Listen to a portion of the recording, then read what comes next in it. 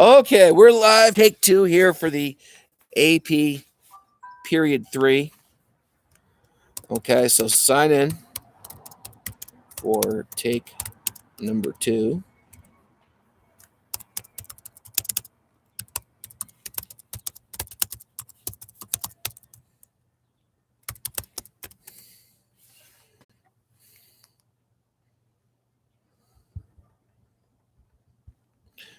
Text some people here.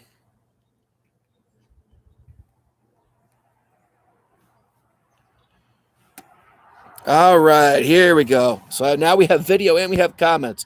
Do me a favor, guys, if you could text people you know and tell them that dumb teacher, the one who acts like a monkey with a Rubik's Cube when it comes to technology, is back on.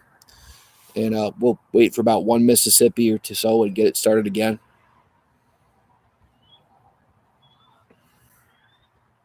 I see Rob, Marissa, Brandon, Nolan, Garrett.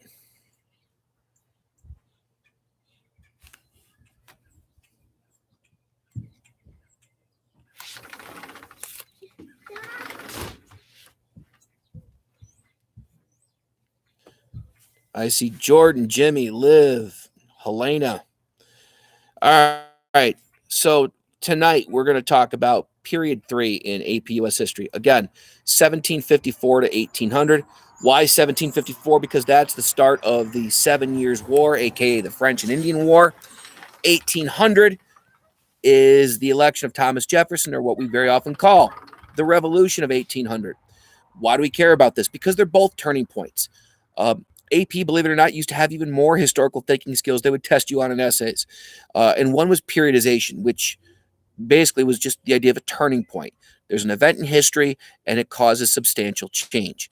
And both 1754 and 1800 qualify as turning points. In fact, if you look at the start and end time periods, most of them can be traced to really good turning points. 1607 ends period 1. That's the formation of Jamestown. 1754, end of 2, beginning of 3, 7 Years' War, the Revolution of 1800. So what we want to do tonight is we want to talk about a couple things. What I'd like to do is kind of focus on past essay questions. Now, don't worry, there's no writing involved, but I want to bring up some essay topics that I've seen happen on the AP test a lot over the years, and how you can prepare and utilize them. Now, personally, I think what we get this year is going to be more cross-topical, something that incorporates multiple time periods, if not all 5 from periods 3 through 7.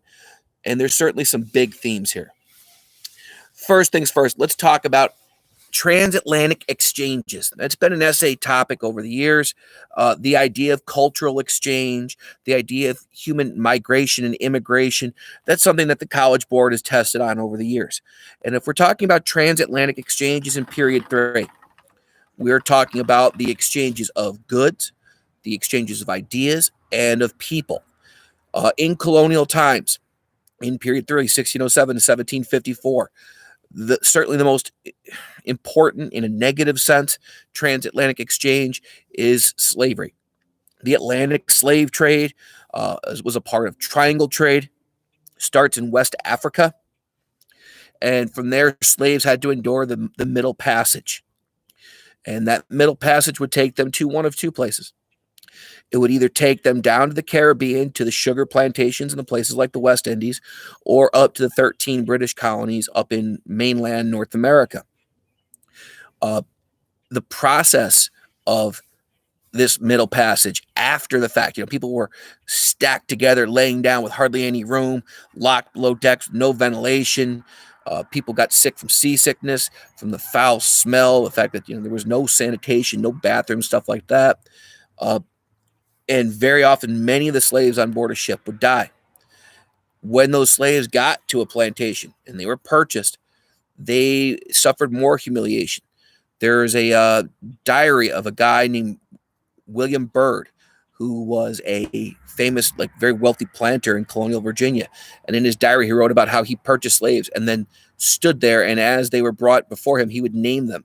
And slaves would be named like animals. They would be given pet names. They would be given the names of children. So again, animal names to dehumanize them, or children's names to belittle them, or they would give them like names from mythology, like Zeus and Jupiter, almost as if to mock them. Slaves who went to the West Indies had to endure much more difficult conditions. In fact, slavery in the West Indies was so deadly that if a slave survived and could stay healthy and do well, very often they'd be sold up to the mainland in North America, and there they'd be sold for high prices because they were considered to be more valuable. Slavery factors in as a big part of another transatlantic exchange, the idea of triangular trade, the shipping of molasses up from the Caribbean up into New England. There, that molasses would be turned into rum. Slaves would then be bought with using rum, as that rum was shipped to Africa, and you just keep the cycle going. Other transatlantic exchanges, and again, this idea of in period 3, they've asked about this before. Ideas, Enlightenment ideas come from Europe, whether it's the philosophies of John Locke, who wrote 2 treatises on government, or J.J. Rousseau, who wrote the idea of the social contract, or coming from America, Ben Franklin, like the world's first real rock star. Not only his lightning rod, but Franklin himself became an agent for different colonies before the Revolution and was well known throughout Europe. The Enlightenment ideas, and also the idea of the first Great Awakening. Sorry about that. George Whitefield was one of the most famous preachers of the First Great Awakening. He came from Ireland. So he comes over, brings a new preaching style, helps start this First Great Awakening, and it becomes like a very shared, unique kind of experience in Europe. Other transatlantic exchanges, the big one, mercantilism. And of course, we know our brainwashings. If I say mercantilism, you say feed mama. Now, what do you have to feed the mama country? You got to feed her raw materials.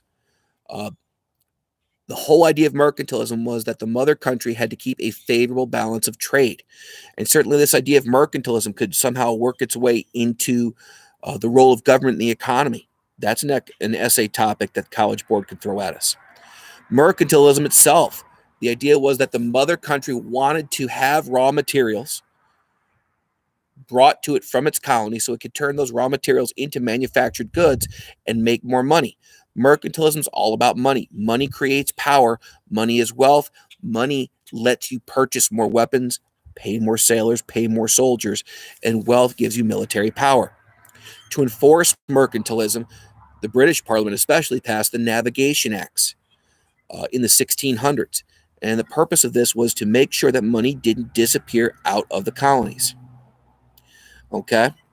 So, Navigation Acts, they required stuff like a ship had to be owned by either British colonists in America or British citizens in America. The crew had to be 3/4 British or colonial because they didn't want to pay sailors from outside the British Empire. The Navigation Acts were designed to make sure that money didn't leave the empire. Checking my notes here as we go. On top of that, the Navigation Acts had certain what were called enumerated goods, goods that were restricted. Parliament passed laws like the Wool Act, the Hat Act, the Iron Act, to make sure that British manufacturers didn't have competition from the colonies. Now, that's the idea of transatlantic exchanges. If we stick with this idea of period 3 essay topics, a really, really big one is the 7 Years' War. And over the years, that's an essay topic that I would drill into kids when we have the regular AP test because it's a turning point. Now, why do I like this? This 7 Years' War ends period 2. It launches period 3. And as we should know by now, it's one of the biggest causes of the American Revolution. In fact, in many ways, you could argue that all of those other causes are kind of subsets or results of the 7 Years' War. Why do we like it so much? Because now we can take that war that caused another war and we can do a little bit of comparison across time periods.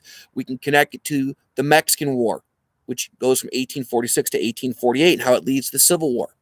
World War I, how it leads to World War II. We also, with the 7 Years' War, could talk about how there's some unresolved issues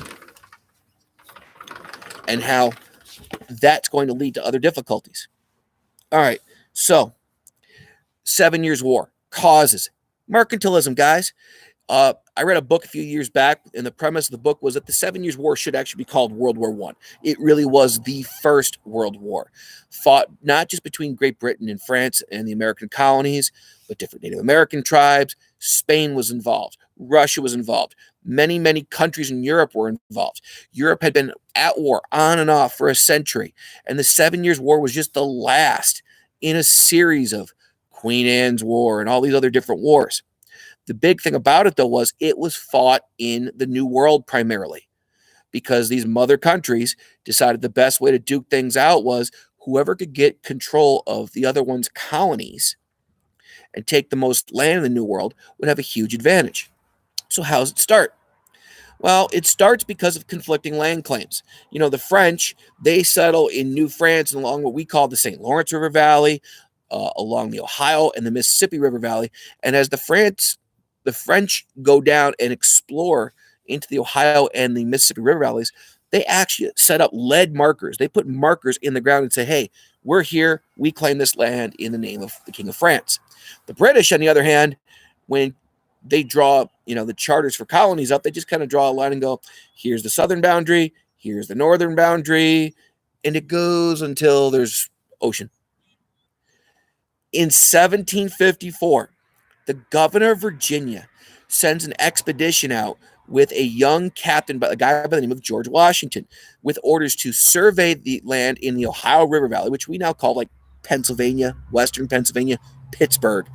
And if there's any Frenchmen there, tell them to get off because here's your royal letter stating that this belongs to the colony of Virginia. And that's what basically starts the 7 Years' War. The war of itself is important because Britain gains control of most of North America east of Mississippi. They take Canada from France. They take almost everything east of the Mississippi except for New Orleans. They get a big win, but in doing so, they get hurt. The Prime Minister of Great Britain, who ends up winning the war, William Pitt, spends like crazy, and as a result, Britain's in debt. So to do something about this debt, the British are going to have to institute a bunch of taxes. We know where those taxes are going to lead to. The British also have to exercise more control. Now, here's where you can think like continuity and change over time. Prior to the war, the British had that policy of salutary neglect, where they kind of let the American colonies be in terms of not really enforcing the Navigation Acts and mercantilism, allowing for self-government and religious freedom in many cases. But now that the war is over, the British decide to tighten the reins.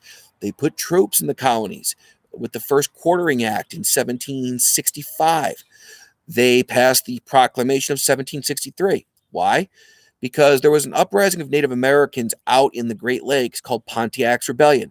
And that scared the heck out of the British and made them feel like, oh, great, now we're going to be stuck fighting more wars. Now, not with the French, but with Native Americans. So the proclamation, which set that western boundary of the colonies at the crest of the Appalachians, now all of a sudden you've really gone away from salutary neglect and you're restricting people's movement. And again, you have to pay for this. The British thought that the colonists should, quote, pay their fair share. So now all of a sudden you get the Sugar Act in 1764, the Stamp Act in 1765, the Townshend Acts in 1767. You get the Declaratory Act. Later on, you get the Tea Act, which leads to the Boston Tea Party, which leads to the Intolerable Acts. You get uprisings and protests by the colonists. Every time the British try to exercise more power, the colonists come back with something. The Tea Act leads to the Boston Tea Party. The Quartering Act, the fact that you've got all these soldiers now stationed in the colonies, leads to the Boston Massacre. The Stamp Act leads to the creation of a Stamp Act Congress in 1765. The Townshend Acts lead to John Dickinson creating the Letters from a Farmer in Pennsylvania. The Intolerable Acts, which were designed to teach Boston a lesson and once and for all end any resistance, actually led to the First Continental Congress, which brought about the Second Continental Congress. So that 7 Years' War, you could argue, is a major, major turning point. Now, Another topic, the American Revolution, guys. That's been done in so many different ways, as a DBQ, as an LEQ.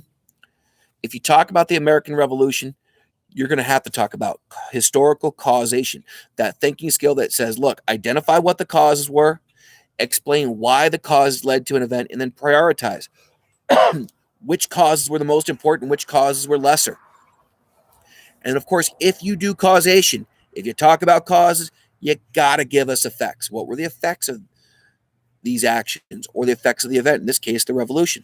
So causes, long-term causes for the revolution, colonial self-government. Go all the way back in time, to the Mayflower Compact in 1620.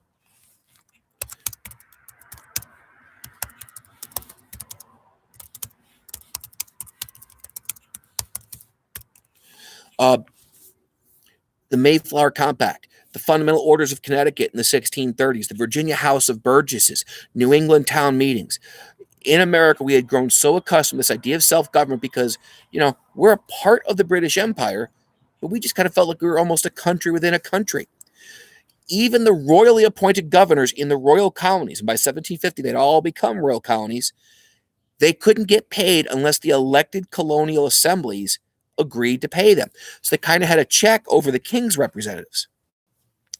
There's other factors. The First Great Awakening creates a sense of American identity because it's the first really shared experience. It's the first viral anything. It sweeps through all 13 colonies, and it's something that is uniquely American. We don't really see it on the other side of the pond. Again, you do get George Whitefield, who comes over from Ireland, but it's kind of one of the first times we start to think of ourselves as, America, the country.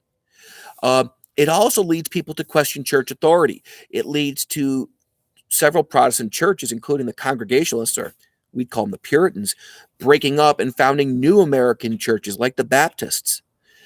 It leads to kind of like this idea of, an energized spirit in America. The Enlightenment. Enlightenment ideals are part of those transatlantic exchanges. We get stuff like John Locke with his 2 treatises on government, the idea of natural rights. Certainly you see Locke's work in the Declaration of Independence. We get J.J. Rousseau and the idea of the social contract. But we get more than that too. We get, again, our own sense of identity because we have our own Enlightenment type philosopher, thinker dude. Ben Franklin, who invents the lightning rod, bifocals, daylight savings, the volunteer fire department, the public library system, the first secular or non-religious college in Penn, mile markers, the American Philosophical Society. He called it the Junto. And Franklin is a worldwide celebrity. 7 Years' War. Again, we just talked about that and how it leads to causes. You could really just point to, in many ways, the transition the British make from going from salutary neglect to all of a sudden now trying to, try to read comments here. The idea that, like, now all of a sudden the British are more hands-on. All right, Faith wants to know, is there a specific religion growing during the First Great Awakening? Faith, I wouldn't point to any specific one, but again, point to the idea that some of the more established churches, like the Congregationalists, or if you can't remember that, the Puritan churches, they break up because people question their church leaders. See, the First Great Awakening was all about this idea of hellfire and brimstone, that you've got to get personal salvation, tapping into people's emotions. Fear is an emotion. The Jonathan Edwards sermon, the most famous one, was sinners in the hands of an angry God. And so in doing so, you get the creation of new denominations like the Baptists. Okay? Jordan wants to know similarities and differences between the First Great Awakening and the second one. Jordan, hold off. Remind me if I don't answer your question, and we got to do that one. That actually has been an AP essay over the years. So I want to come back to that one. All right, other causes of the revolution. 7 Years' War we talked about. Acts of Parliament. Proclamation of 1763. Sugar Act. Stamp Act. Declaratory Act. Townshend Acts. Tea Act. Intolerable Acts. Responses by the colonists, how they resisted. Sons and Daughters of Liberty. Committees of Correspondence, the Massachusetts Circular Letter, the Boston Tea Party, First and Second Continental Congresses. Other causes, very short-term causes. You could point to the fact that the Second Continental Congress, before it actually declared independence, issued the Olive Branch Petition. All right, immediate causes of the Revolutionary War. I would say focus on your acts of parliament, particularly the Townshend Acts and the Tea Act and the Intolerable Acts, Zach. If we talk about the American Revolution as a turning point, we also have to talk about its effects, how it creates change. You know, that idea of CCOT, what changed, what stayed the same. Well, what stays the same? Let's do the easy stuff. There's still slavery in America. And that's going to be the big hypocrisy, the big contradiction of the revolution when Jefferson writes all men are created equal. During the war itself, the royal governor of Virginia, Lord Dunmore, issued a proclamation that stated any slave who fought for the king would be freed. And so that kind of puts us in a bad light. Women still have virtually very little rights at all. In colonial times, a woman who married had the rights of a minor child. She could not own property. She had very little protection from different types of domestic violence. She couldn't enter into contracts or wills.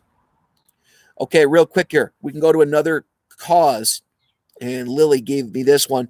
The Albany Plan of Union. How did it impact future government? You can argue the Albany Plan of Union helped cause the American Revolution. If you don't remember, the Albany Plan of Union was Ben Franklin's idea. It was during the 7 Years' War. He was looking at, and Franklin was always, in terms of what was useful. He tended not even to dwell on what was right or wrong, but what would be most useful. And Franklin realized, look, we were losing the 7 Years' War at first, meaning the British colonies, because we were disjointed. We didn't have one common type of leadership. So Franklin's idea was create this grand council where all the colonies had to report to it in an effort to make the fighting process more efficient, to be able to organize how troops were sent, how tax money was spent.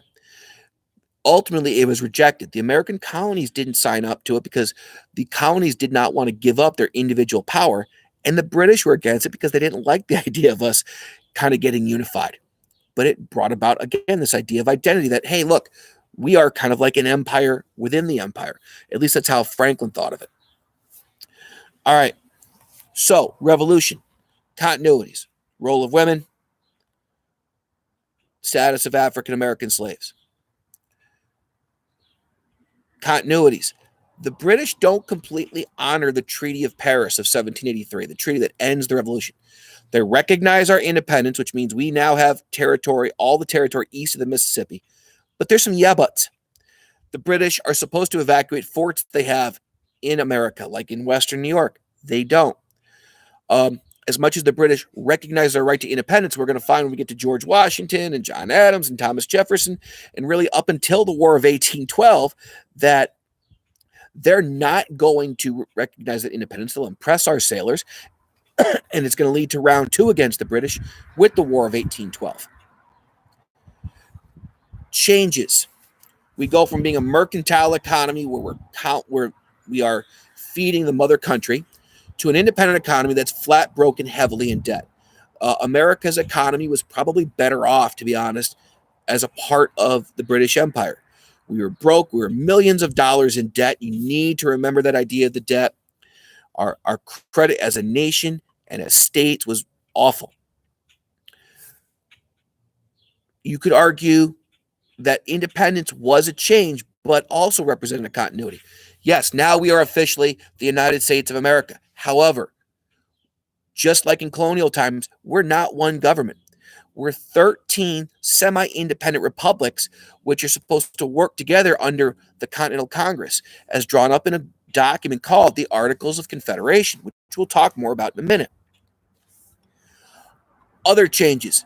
We go from a British Parliament and king who we felt was abusing our rights and tyrannical and had too much power, to the Articles of Confederation, a government where the states had almost all the power and the central government was so weak it was ineffective.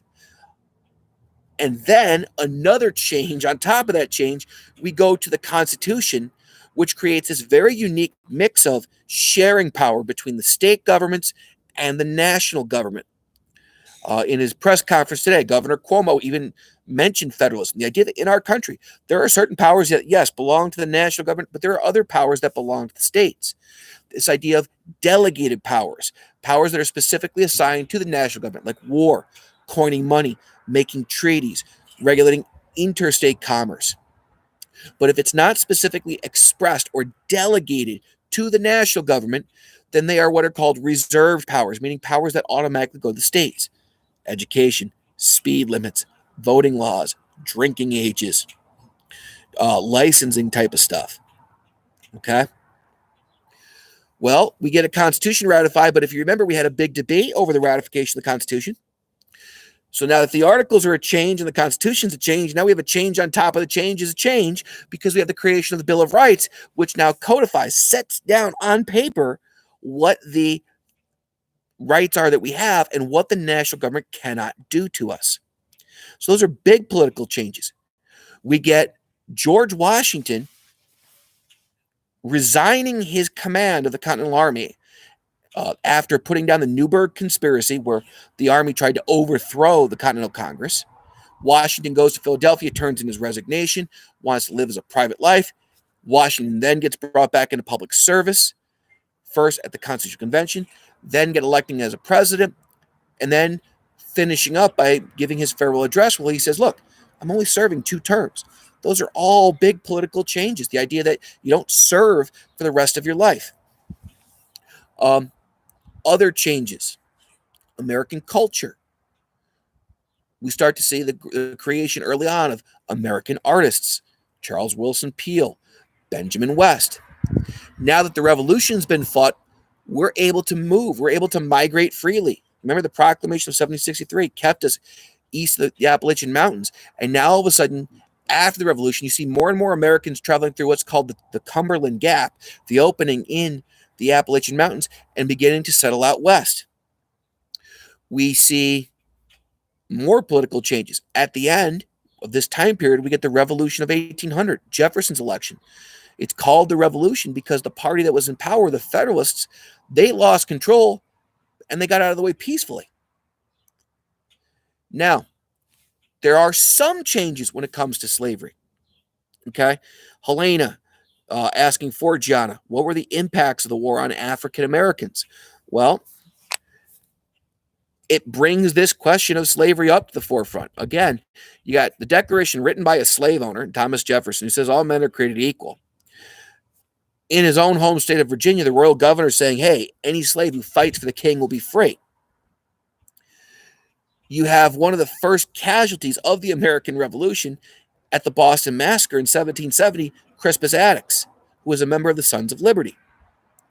Now, slavery in of itself is not going to get ended, but you see baby steps. Vermont, which after the war was actually an independent country, it was not yet a state until 1791, Vermont was the first state to abolish slavery. Later on, they'll be followed by New Hampshire, by Massachusetts, by Pennsylvania. In 1790, Pennsylvania Quakers bring a petition to the House of Representatives calling for the abolition of slavery, and it causes a national poop storm and a huge controversy, and it even leads to Southerners already discussing the idea of secession because the biggest signature on it's Benjamin Franklin's. Okay? But although, this topic does get brought up, we see that the Constitution in of itself kind of codifies slavery, protects it. You have the first attempt at a fugitive slave law under the original Constitution. Now, it's not going to be as severe and harsh as the more famous, notorious one in 1850, but it's there. You get the compromise over slavery saying we will not discuss the future of the slave trade until 1808. With the idea that maybe, it'll kind of work itself out. Now, why don't we see increased changes? There's this guy named Eli Whitney who in the 1790s invents the cotton gin, which makes it easier to mass produce cotton because you can process it faster, which means you can produce more cotton for textiles, which means you need more cotton, which means unfortunately you need more slaves. If we talk about women, we don't see a lot of real concrete gains. During the war, Logan asked about Deborah Sampson and Molly Pitcher. Women, whenever they could, did their patriotic duty. Now, women were not overtly allowed in combat. Women filled a lot of other roles. Abigail Adams is probably the best example. While her husband, John, was serving the Continental Congress and as an ambassador, she had to make sure the family farm managed. She helped other families in her hometown. When the smallpox vaccine became available, she was the first one to drag her kids down there and say, here, do us first. And if we're going to do it, you guys shouldn't be afraid. She educated her children, especially John Quincy, who would later go on to become president of the United States. She would razz her husband all the time. They would write letters, and she gave that famous quote, "Remember the ladies," because if they could, husbands would be tyrants. You guys are off saying you're trying to, overthrow a king. If you husbands aren't careful, the women might have to do something about you. Deborah Sampson kind of went full-fledged Milan and dressed up as a man to fight in the revolution. Molly Pitcher, she was at the Battle of Monmouth. Her husband was manning a cannon. He went down. Molly Pitcher was delivering jugs of water during the battle. When her hubby went down, she helped man the cannon. During and in the years after the war, this new social idea develops called the cult of Republican motherhood. Guys, women's history is huge on the AP test. And if they're only going to give you one question, what are the odds they just go, hey, let's do women's history, because they can run that in periods 3 through 7, like that. The cult of Republican motherhood. Again, Abigail Adams, she's the best example. Ladies, it is your duty under this to educate your children. Educate your sons so they will be educated voters in the new republic. Educate your daughters so they will be able to educate their children. Now, colonial women still couldn't vote. Women after the revolution still couldn't vote. But we do see some of those seeds planted, which will carry on. All right, looking here at questions before we do another essay topic. Hannah, did African Americans face discrimination while they were serving? Can we connect this to world wars? Yeah, because there was strict opposition just to the idea of African Americans being allowed to serve at all, Hannah. Remember, you've got Virginia, where the people there certainly weren't interested in having their slaves fight alongside them. Yeah, definitely. All right, Rob, immediate effects of the Revolutionary War on Native Americans. That represents another big change if we're doing a CCOT essay for the Revolution, Rob.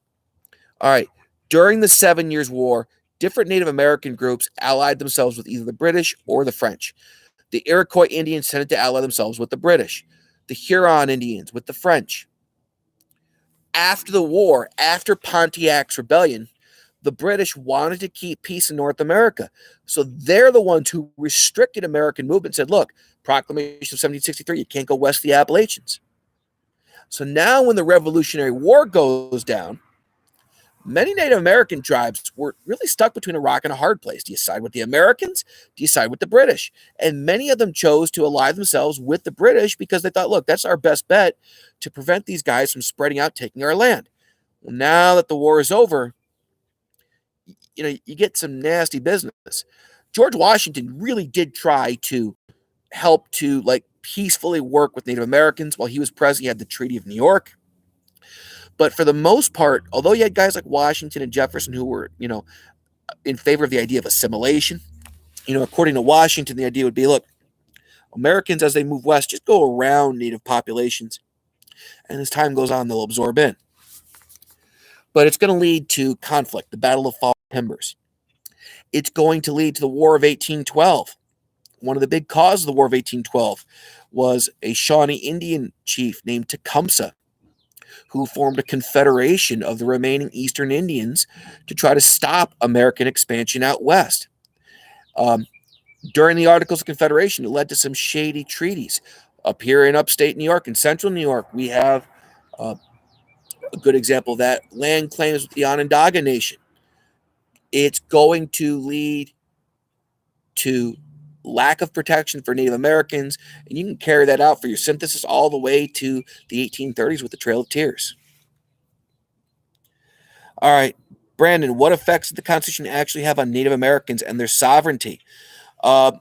Technically speaking, Brandon, under the Constitution, only the federal government had the power to negotiate treaties and agreements with Native Americans. And now you can connect that to Andrew Jackson. Their status as a sovereign nation, well, we sign treaties, we break treaties. Jackson, when he has the Indian Removal Act and he starts removing Indians, says, look, I'm giving you land west of the Mississippi. It'll be yours. And the famous quote is, as long as the grass is green and the water runs. Well, that's in period 4. So I think that tells you, Brandon, how much impact it really had. Okay, here. Gianna, look at my questions. All right. Jimmy asks, what were the weaknesses for the Articles of Confederation? And that's actually one of the next essay topics I have for you guys. The Articles of Confederation, if we had a regents this year, which we don't, hey, we'll take that, right? The Articles of Confederation were a big topic that you have to know on the regents. They're a good topic to know because if you're going to talk about the Constitution, you have to talk about the Articles. The old essay question I saw was either evaluate the effectiveness of the Articles of Confederation in creating a new republic, or explain how the new Constitution addressed weaknesses in the Articles of Confederation. They're not going to ask you an entire question about the Articles of Confederation, but I could certainly see they could have maybe an essay about the Constitution of itself, or about the role of the federal government over the years. So here's the deal with the Articles of Confederation, guys. It's our first form of government. It was created during the Revolution, kind of put together in haste. A confederation is like a loose alliance. You could think in terms of like the EU, the European Union today. You could think in terms of the Confederate States of America. And the idea of a confederation is each of its individual members, they're still a sovereign or independent nation, but they're bound to work together for certain common things, typically defense or trade. You could really see how the Iroquois Confederation, with the Seneca, Cayuga, Onondaga, Oneida, Mohawk, and later Tuscarora Indians, that was a confederation, sovereign nations that agreed to work together when it came to defense, especially when the Europeans got there, and trade. All right, here's what the Articles did that was good. They created a Continental Congress, and it was that Continental Congress that ruled our country. They're the government that won the American Revolution. Now, if George Washington was here, he'd say, yeah, we won despite you guys. Because the Continental Congress was only Congress. There was no president, no executive, nobody who could make a quick decision. There were no national courts, so you couldn't settle disputes between states. There was famously a boundary dispute between Pennsylvania and Maryland over oyster fishing rights in Chesapeake Bay. Yeah. Other accomplishments of the Continental Congress under the Articles of Confederation. They do develop the process for how we're going to bring new territories into the Union. As a result of the Revolution, all of a sudden we have all this land east of the Mississippi. So in 1785, the Congress created what was called the Land Ordinance of 1785, which basically just kind of set up this idea that, look, we will bring in new states someday, and when they do, they will come in on equal footing with the existing states. The biggest accomplishment was the Northwest Ordinance of 1787. And that's a really good one to know, the Northwest Ordinance. The idea that we're going to Great Lakes area, it divided up into 5 territories: Ohio, Indiana, Illinois, and so on and so forth. And it makes basically a process for states. If you get 5,000 people in a territory, now you can have your own territorial government. Once you hit, I think it was 60,000 people, you could apply for statehood. But you had to write up a state constitution, and then the Congress had to approve that constitution. Now, here's what's great about the Northwest Ordinance. They set up an orderly process, not just for the states, but for how the states will be divided. Each of these states were divided up into townships, and each township was kind of laid out like a checkerboard kind of grid-like pattern. And in each township, one of those lots, one of those pieces of property was reserved for public schooling. Our founding fathers said, look, if we're going to be a republic, and we consider ourselves to be, quote, the virtuous republic, you can't have a republic and let people vote unless they're educated. The Northwest Ordinance did something else, too. Slavery was not allowed in the territories under the Northwest Ordinance. Now, there's no squawking, there's no fighting, there's no states' rights or anything like that. Why? Watch a college football game between Ohio State and Michigan. It's colder than hell there. Are you really going to see slavery and cash crops and plantations there? So before the whole big, ruckus over slavery, we've already seen this move made. Now, the weakness is the fun stuff. Again, we talked about how there was only Congress. In the Continental Congress, it's a one-house Congress. It's not a bicameral legislature like we have today. Representation was done based on equal representation. The biggest, most populated states like Virginia, Pennsylvania, New York got as many votes as teeny tiny Rhode Island and Delaware. If you wanted to make a law at the national level, 9 out of the 13 states had to agree to it. That's 75%. Go try to see if we can get Congress to do something on a 75% basis right now, guys. If you wanted an amendment to the articles, for example, there was an attempt one time to give Congress the power to make tariffs so that we could pay off our war debts and protect American industries. To make an amendment, all 13 states had to unanimously agree to ratify it. Can you imagine our Congress? Can you imagine our states, any of our politicians being unanimous with anything? We had no national navy. Pirates were attacking American ships. The Spanish controlled New Orleans, and they would just basically shut down access to the Mississippi River anytime they wanted. We were helpless. The British had forts in Western New York. We couldn't get them out of it. The biggest, most crushing problem was debt. The federal government, under the Continental Congress, was heavily in debt. Each individual state was in debt because of the war.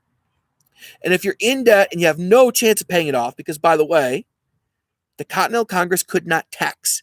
They had to ask the states for money, and the states could say no. We had no national army. They had to ask the states for troops. The states could say no. But if you can't tax, how do you pay off your debt? And if you're heavily in debt, that means your credit rating stinks. No one will give credit, not just to state governments and national governments, but American individuals had a hard time getting credit to do business. Some states were able to pay off their debts a lot quicker than others. Virginia, they had claimed all this Western land, so they were selling that off. They had basically paid off their debt, while other states couldn't. Some states tried different kinds of taxes. In Massachusetts, they had a land tax. And a land tax means that people who have the most land pay the most taxes. Well, that means farmers are going to pay the most taxes. Last I checked, farmers don't make a lot of money. And if you can't pay your taxes, you got taken to court, you'd be thrown in jail, and your farm was confiscated.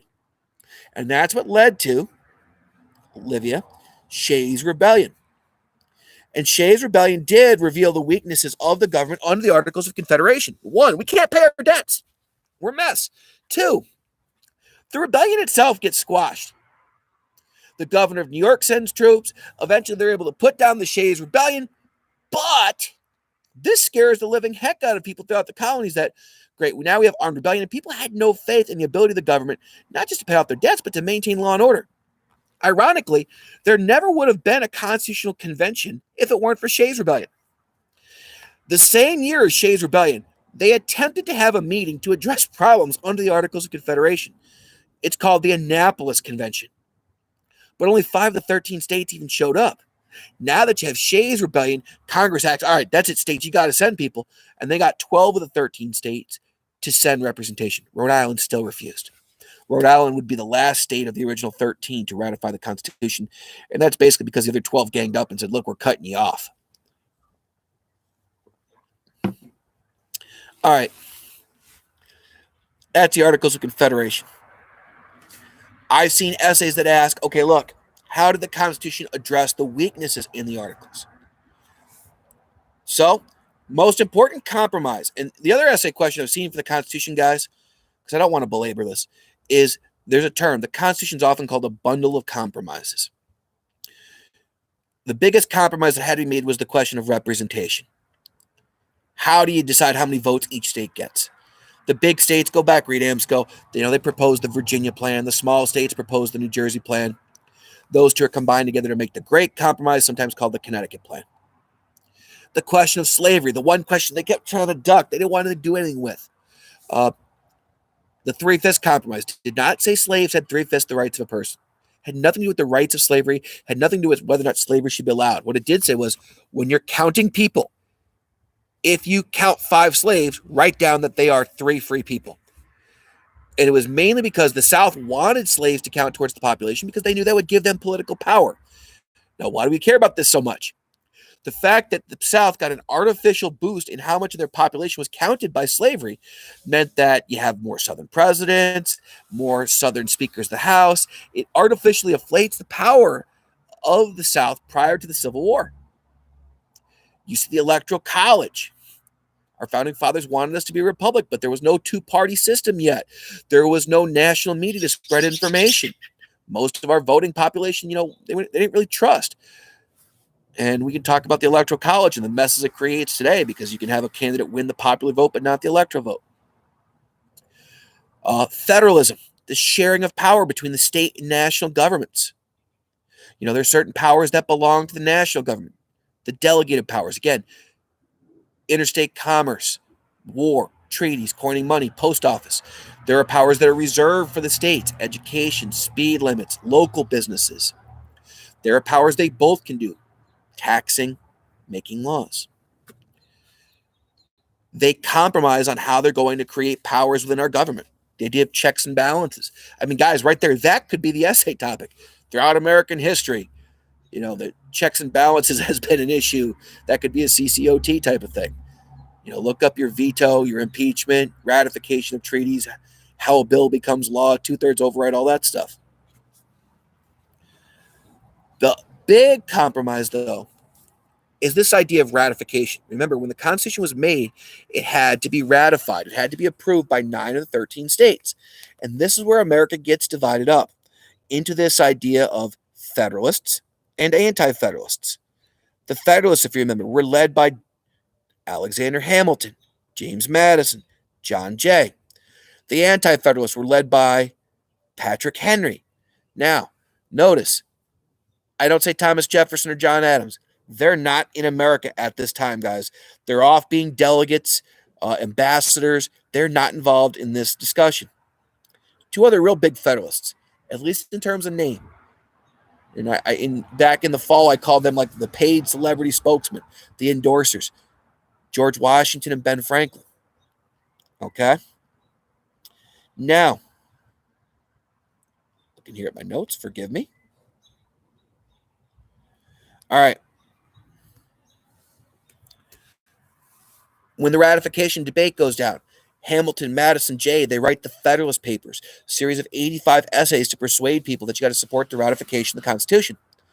And the big complaint the Anti-Federalists had was the lack of a Bill of Rights and the fact that they had to make a compromise. Look, ratify the Constitution as it is, and we promise, we pinky swear, the first order of business will be go about creating a Bill of Rights. All right, a couple questions here. Bennett, connecting more towards the future of Jackson, what caused the transition for people being afraid of giving the government power to someone like Jackson being president? All right. That is a great CCOT, this role of power of the president. Now, understand, when the Bill of Rights was ratified in 1791, don't read it as, I have the freedom to. Read it as, the government cannot take away your freedom to. But throughout American history, you do see this kind of fluctuation in presidential power. Washington, as the first president, the word we use for G-dubs is the precedence, meaning he's the first to do everything. He realized that, in fact, he's so paranoid about it, he goes out of his way to kind of defer to Congress, or at least let Congress initiate things. He's careful how he sets examples. That's why he does the 2-term precedent. Later presidents, Jefferson came in office talking about a president should be very limited. But remember, Jefferson's the one who does the Embargo Act and makes the Louisiana Purchase. He expands presidential power. Jackson, when we talk about Jackson, Bennett, and now again, we're in period 4, 1800 to 1848 is period 4. But when we talk about Jackson, we see that throughout history, sometimes presidents, just through their own sheer personality and sheer force of will. Remember, Jackson acted like he was leading an army. Jackson would always rally the common people. And presidents who have a lot of popularity, Andrew Jackson, Teddy Roosevelt, FDR, who have a lot of popularity, are able to use that popularity to leverage it to do more. Presidents who face a major crisis, FDR, Lincoln, are able to then increase their power and justify it by saying, look, I got to do something. All right, Anna wants more about the Revolutionary War and the Great Awakenings. When we get to that, we will compare the two Great Awakenings because you have a period 3-4 connection there. All right. Other topics here. There's really 2 more big ones for period 3. just George Washington in general. I mean, pick whatever you want about G-dubs. Because he's the first, he sets the precedence. Neutrality. Because Britain and France were at war. And now you can take that idea of neutrality and his proclamation of neutrality in 1794, and later his farewell address in 1796, and how that's a precedent that will affect America going into the War of 1812 with Jefferson and Madison, Woodrow Wilson going into World War I, FDR in the 1930s with the Neutrality Acts going up into World War II, and how after World War II kind of puts the hammer in the nail in the coffin forever on this idea of neutrality, because America is we're the ones who basically kind of create the United Nations. We're on the Security Council. We create NATO in the late 1940s. The Cold War, we're going to intervene throughout the world. And you can say, look, we've gone from neutrality to this big change of being a world leader. With Washington, other precedents, the presidential cabinet. The cabinet's a good example of what we call the unwritten constitution, that there are certain traditions and customs in our government, like political parties, the cabinet. Washington adding a little prayer at the end of his oath of office, so help me God. Call me Mr. President. All those precedents are examples of the unwritten constitution. Political parties. The creation of the first political parties. Elections, political parties, and stuff like that has been an old APSA topic. Heck, it's 2020. Why not? Couldn't you see that happening, guys? Okay. So, Garrett, I'll get to your question. Hamilton, leader of the Federalist Party. Now, remember, the Federalists were the guys who wanted the Constitution in the first place. They wanted a strong national government. Hamilton, because he's one of the guys really involved in making the Constitution, says, look, when you make the Constitution, you don't follow it word for word. You got to kind of read between the lines of the Constitution. Hamilton believed, look, the national government can do whatever it wants as long as the Constitution doesn't say it can't. Hamilton favored a strong national government, again, a broad or a loose interpretation. Hamilton wanted us to be allies with Great Britain. Why? Common history, common language, common trade partner. Hamilton thought, yeah, people have rights. You can put some restrictions on them. Then you have Jefferson, leader of the Democratic Republicans. Jefferson, who believed in a very strict word-for-word interpretation of the Constitution, meaning if it's not in it, you can't do it. Jefferson was more of an advocate of states' rights, opposed Hamilton's National Bank, which Hamilton created, remember, by using the elastic clause, or the necessary and proper clause of the Constitution. Jefferson opposed Hamilton's financial plan, which we'll get to in a second, because he thought it was giving too much power to the national government. Jefferson was pro-French. Even when the Reign of Terror was chopping people's heads off, Jefferson justified it. Oh, it's a continuation of the American Revolution. It wasn't really until Napoleon took power that all of a sudden Jefferson was like, neutrality. Now, talk about the newspaper wars in the 1790s. The attacks by Hamilton's papers against Jefferson, Jefferson against Hamilton, both of them against John Adams, because although Adams was a Federalist, he was kind of more independent-minded. How, these political parties led to the Alien and Sedition Acts, where the Federalists tried to silence the Democratic Republicans and tried to make it illegal to criticize the government. How Jefferson and James Madison responded with the Kentucky Resolution and the Virginia Resolution, which not only called the Alien and Sedition Acts unconstitutional, but in the Kentucky Resolution, Jefferson's the one who comes up first with this idea of nullification of states' rights. And Thomas Jefferson, 1799, kind of lays the whole groundwork for the Civil War. Thanks, Tom. 1 second.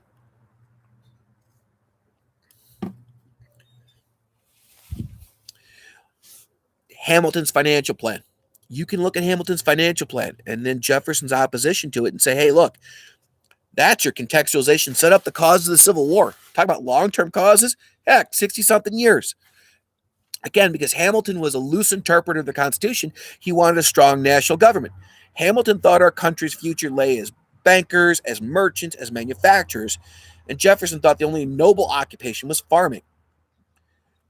So do you see the North-South already? Hamilton wanted a strong national government to help American businesses. He had an assumption plan where the federal government would basically collect all the debts, all the money the states owed to people or countries, and the federal government would say, no, it's our debt, and we'll come up with a process to pay it off. Jefferson didn't like that because, one, Virginia had basically paid off its debt. And he was like, well, why do we have to take care of the other states? Because Jefferson thought, well, there's a famous line one time Jefferson said, oh, how I long to be back in my home country of Virginia. Until he became president, he didn't think a lot in national terms. That changed a lot when he became president, but that's a period 4 discussion. When we talk about Hamilton and Jefferson, though, Hamilton's financial plan was based on the idea of pay off your old debts by borrowing new money at a better interest rate. Finance it. Hamilton needed a national bank so that we could have a way to have credit and have sound paper currency. But there was nothing in the Constitution that said you could do that. Hamilton said, don't worry about it. We have Article 1, Section 8, the necessary and proper clause, the elastic clause. It says Congress can make any laws which are necessary and proper. Hamilton needed to pay off debts. So we have the excise tax on whiskey, which leads to the Whiskey Rebellion. And when those farmers in western Pennsylvania rebel against tax collectors, Washington and Hamilton lead over 10,000 soldiers to go put down the Whiskey Rebellion. That's actually what caused Jefferson to resign from the cabinet. Jefferson was cheering the Whiskey Rebels. He was like, yeah, woo, another revolution, cool. When we talk about Hamilton, Hamilton wanted a high protective tariff. Why? The British were flooding us with cheap goods like China does with us today. They were trying to hurt us economically. Hamilton said, look, you need a tariff to protect American industries. Jefferson looked at all these things as the federal government taking too much power. He also probably had another motive. Anytime you acknowledge that the federal government could create a new power and do something, Jefferson felt you might also be setting them up to then come in and say, yeah, we have the power to get rid of slavery. Again, you can do Hamilton, Jefferson, and you can compare that to everything that leads to the Civil War. All right, couple questions. Garrett, did John Adams accomplish anything positive? Yeah. His presidency, he's a one-term president. And we talked about why. For one thing, he's the guy that follows the guy. We live in Syracuse. I feel bad for the guy who takes over for Jim Boeheim someday. John Adams has to take over for George Washington, which means automatically he's not going to do well. Adams gets stabbed in the back by his own vice president, Thomas Jefferson. Now we have the 12th Amendment to the Constitution, which says that you vote for the president and vice president on the same ticket. So you can not have a situation where you have like President Trump and Vice President Clinton. The only people who would win on that one would be Saturday Night Live and Jimmy Fallon, I guess. But that's what John Adams had to deal with.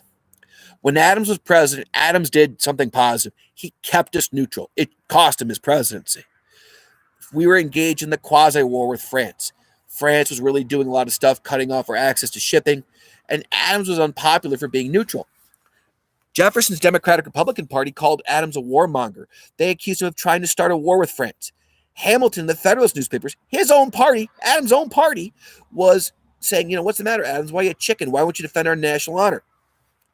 When Adams sent delegates to go negotiate peace with France, the American delegation were told, nah, you don't get to see the French foreign minister unless you pay the three of us a bribe.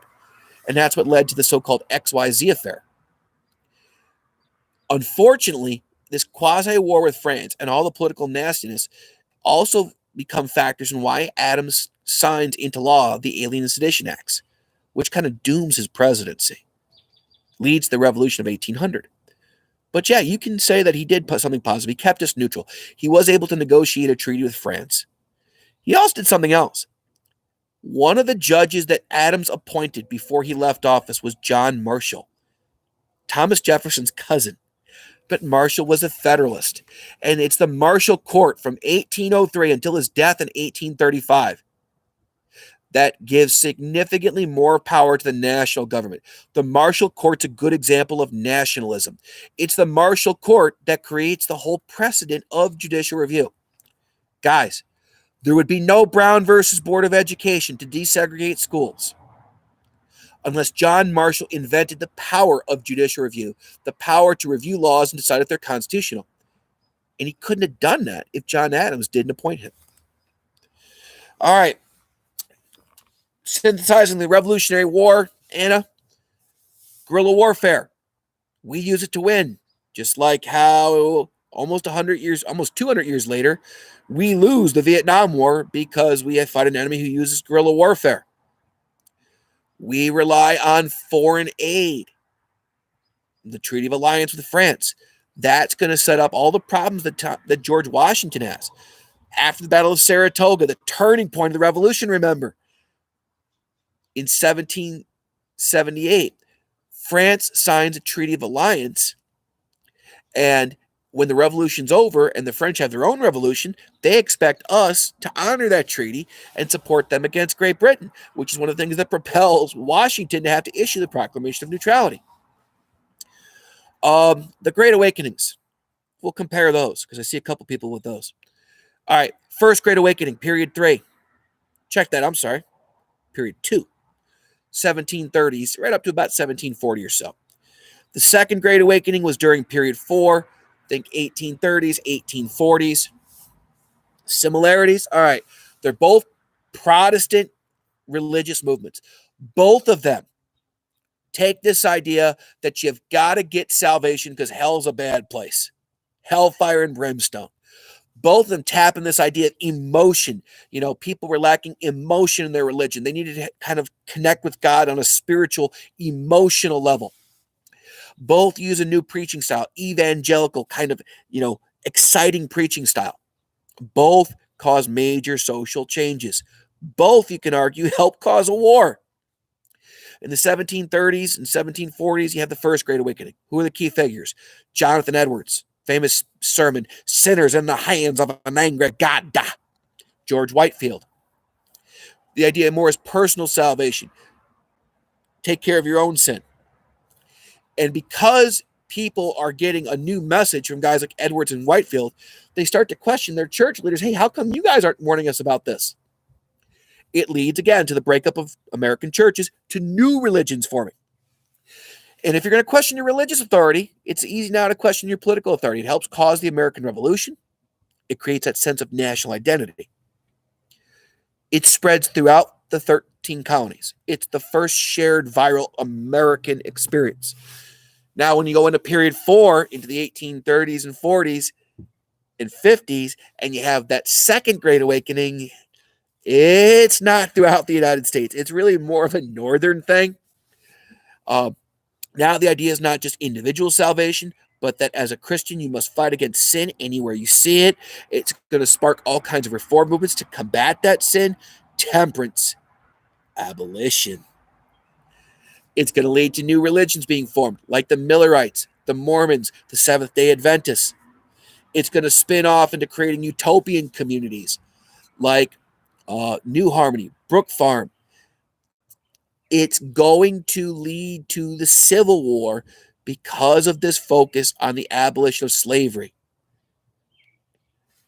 All right, let's see here. Jake, has the U.S. always been strong economic partners with Britain? And does that still stand true today? Oh, heck yes. Absolutely. It's kind of funny. Yes, even after the revolution, we want to keep trading because, we're red, white, and blue. They're red, white, and blue, but we both need green. And we have a common trade history. In fact, that's why the War of 1812 was so controversial in America. Jefferson and Madison, when Jefferson issues the Embargo Act saying, all right, that's it, we're not going to trade with anybody, he hurts New England, which is pro-federalist, because New England's economy is based on trade. In fact, up in New England, they called the War of 1812 Mr. Madison's War. They were opposed to it. In fact, at the end of the war, it's up in New England where they had the Hartford Convention, and someone brings up the idea of, could New England secede from the Union? So we've been strong economic partners with Britain throughout. Let's see here.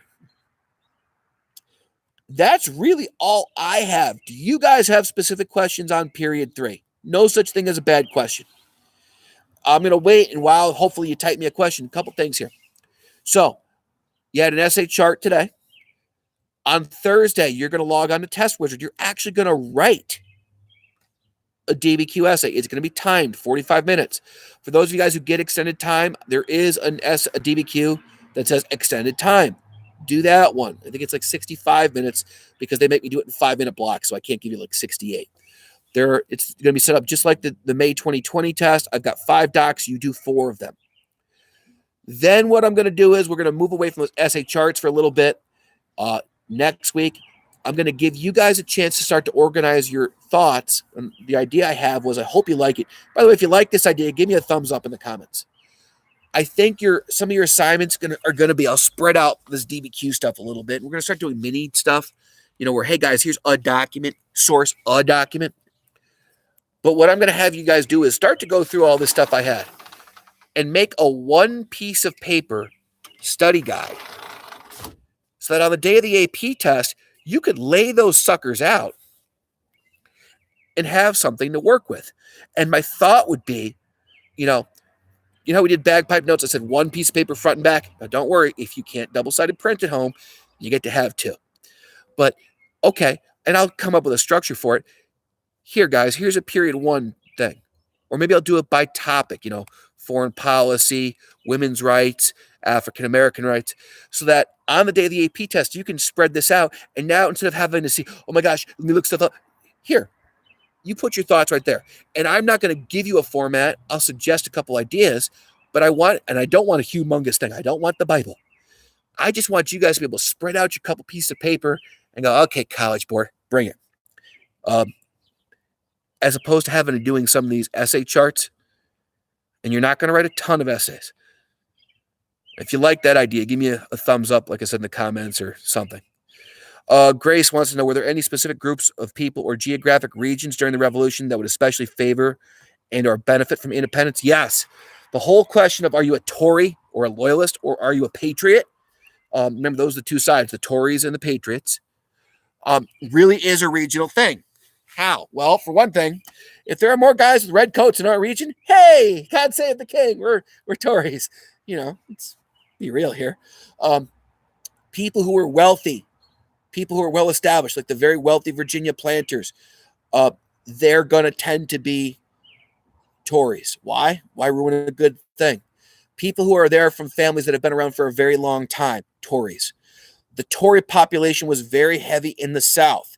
In fact, after the Battle of Saratoga, the British really kind of concentrated their efforts down south. New York had quite a few loyalists as well. Patriots saw a lot more of them out in the countryside. More recent immigrants tended to be patriots. Up in New England especially, because they're being impacted by mercantilism and by economic policies, they tend to be more patriots. And if I don't have any questions, okay, I got a couple people give me thumbs up with this idea of the study guides. Oh, just so you know, up on the classroom, I did post a period 3 study guide that kind of been making with the links right off the College Board thematic learning objectives, and I've got the links to the different videos and stuff and the vocab. I didn't finish it like I finished the other ones. Like, there's no primary source documents because it just got to be big. On Thursday, there'll be a lecture up on my classroom for you guys about immigration. And if you need me, guys, hey, do me a favor. Check out the College Board. Props to them. The College Board live AP reviews. They had one on period 2 today. Tomorrow they're doing period 3. They're pretty doggone good. They're not only giving you content, but they're practicing skills that you guys need for this DBQ. I got to give them a plug. Big time props to them for doing that for you guys. If you can't watch them at 11 o'clock, they're 45-minute sessions. You can watch them again because they're all up there. College Board has their own YouTube channel. Well, if I don't have any other questions, then log off and put away your Chromies, homies. I'll see you soon.